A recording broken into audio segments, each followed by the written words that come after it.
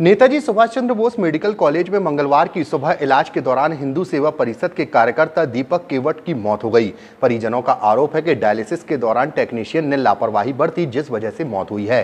दीपक की मौत की जानकारी लगते ही मंगलवार की सुबह परिजनों के साथ हिंदू सेवा परिषद के कार्यकर्ता मेडिकल कॉलेज पहुंचे और जमकर हंगामा किया। दीपक का शव मेडिकल कॉलेज के मुख्य गेट पर रखकर करीब 4 घंटे तक प्रदर्शन किया गया और लापरवाही करने वाले स्टाफ के खिलाफ कार्रवाई की मांग की गई। हंगामे की जानकारी मिलते ही गढ़ा थाना पुलिस मौके पर पहुंची और मृतक के परिजनों को समझाने में जुटी रही। पुलिस का कहना था कि मेडिकल कॉलेज की तरफ से इलाज में अगर लापरवाही बरती गई है तो पोस्टमार्टम रिपोर्ट में आ जाएगा। हालांकि परिजनों का कहना था कि वह पीएम नहीं करवाना चाहते हैं। परिजनों का यह भी आरोप है कि बाउंसरों के द्वारा उनसे भी मारपीट की गई है। मंगलवार को चले हंगामे के बाद एसडीएम मौके पर पहुंचे और जांच की बात की गई, जिसके बाद प्रदर्शन शांत हुआ और परिजन शव को लेकर गौरीघाट के लिए रवाना हुए। कल सुबह से हमारे कार्यकर्ता अमन केवट का भाई दीपक केवट, जो यहाँ पर बहुत समय से उसका डायलिसिस चल रहा था, कल वो सुबह से यहाँ पर उसको बुलाया डायलिसिस के लिए। सुबह से भटका रहे थे कि नई बिल्डिंग में होगा, पुरानी बिल्डिंग में। अंततः शाम को जब उसको टाइम दिया गया, उनके परिजन इतने समय से डायलिसिस देख रहे हैं। जो टेक्नीशियन था वो बिल्कुल स्किल नहीं था, उसको कुछ नहीं आ रहा था। उसने जैसे ही उस बंदे का डायलिसिस चालू किया, वो अपना फोन खेलने में लग गया। जब परिजन बोल रहे हैं कि डायलिसिस की मशीन रुक रही है, कुछ हो रहा है, उन लोग हंस रहे हैं। और जो वहां पर लोग बैठे हैं वो मरीज के परिजन से अभद्रता कर रहे हैं। जब वो कह रहे हैं कि भाई साहब ये डायलिसिस नहीं हो रहा, हम इतने समय से देख रहे हैं, आपसे बनता नहीं है, पहले भी ऐसे किया। तो जो खून था वो एयर बनने के कारण वो पूरा उसका खून जो है मशीन में ही रुक गया और उसने बीच में मशीन बंद कर दी।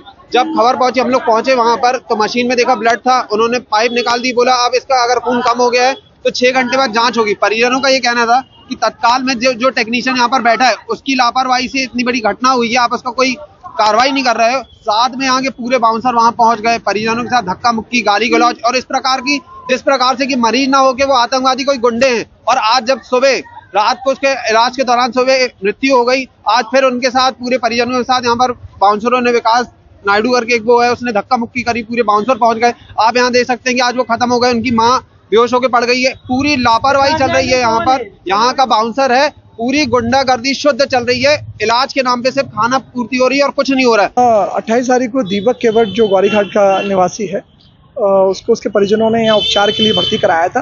परिजनों के बताए अनुसार उसको किडनी इन्फेक्शन था और उपचार के दौरान कल रात्रि में उसकी मृत्यु हो गई। परिजनों के द्वारा ये पहले आरोप लगाया गया था कि लापरवाही के कारण मृत्यु हुई है, जिस संबंध में पीएम कराने के लिए परिजनों को लगातार बता रहे थे। पर उनका कहना यह है कि हम किसी प्रकार का कोई पीएम नहीं कराना चाहते और हम किसी प्रकार की जांच नहीं कराना चाहते।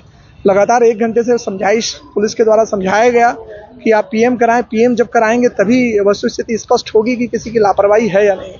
और फिर परिजनों के द्वारा उसमें लिख कर दिया गया कि हम पीएम नहीं कराना चाहते, हमारा लड़का चला गया है, आप हमें पीएम के लिए दवा न बनाएं। और उन्होंने पीएम कराने से मना कर दिया और बॉडी को परिजनों को सुपुर्द करके उनको रवाना किया गया। सर, मेडिकल में जो परिजन पहुंचे तो परिजनों का एक आरोप रहा कि बाउंसरों की ज्यादा मारा पीटी की गई। अब इस संबंध में यदि का जो आरोप नहीं है, लेकिन अगर अभी तक परिजनों के द्वारा किसी प्रकार की इस संबंध में कोई शिकायत नहीं दी गई है, अगर कोई शिकायत देते हैं तो उसमें विधिवत वैधानिक कार्रवाई की जाएगी। तो लगातार बाउंसरों की शिकायतें आती हैं, उसके बाद भी ये लगातार गुंडागर्दी को किस तरह की कार्रवाई होगी?